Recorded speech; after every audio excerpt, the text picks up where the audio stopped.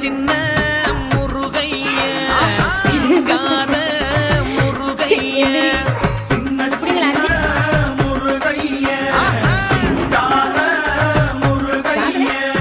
கொஞ்சி கொஞ்சி